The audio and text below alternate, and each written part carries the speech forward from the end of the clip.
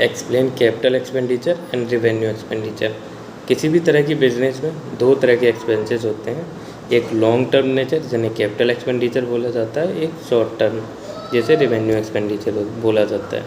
Capital expenditure detail में अगर समझा जाए तो ऐसे एक्सपेंसेस जो हमें लॉन्ग टर्म में फ़ायदा देते हैं कैपिटल एक्सपेंडिचर कहलाते हैं। जैसे बिजनेस में किसी मशीनरी को परचेस करना, किसी बिल्डिंग को कंस्ट्रक्ट कराना और किसी सॉफ्टवेयर में इन्वेस्ट करना कैपिटल एक्सपेंडिचर होते हैं। अकाउंटिंग ट्रीटमेंट की बात की जाए तो जो कैपिटल एक्सपेंडिचर हैं वो बैलेंस शीट के एसेट साइड में आते हैं। इसमें से डेप्रिसिएट किया जाता है डेप्रिसिएशन को over the useful life of assets. वहीं अगर रेवेन्यू एक्सपेंडिचर की बात की जाए तो revenue expenditure short term in nature होते हैं और वो एक्सपेंसेस जो डे टू डे ऑपरेशन को इफेक्ट करते हैं, डे टू डे ऑपरेशन में यूज़ होते हैं, रेवेन्यू एक्सपेंडिचर कराते हैं।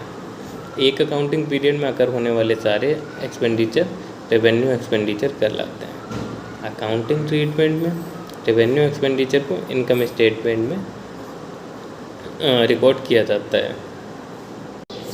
एग्जाम्पल के लिए रेवेन्यू एक्सपेंडिचर में सैलरी, वेजेस, रेंट और ऑफिस एक्सपेंसेस, मार्केटिंग एक्सपेंसेस जो भी डे टू डे होते हैं, लेबर को पे करना है वो तो वेजेस में ही कवर हो जाएगा, आता है।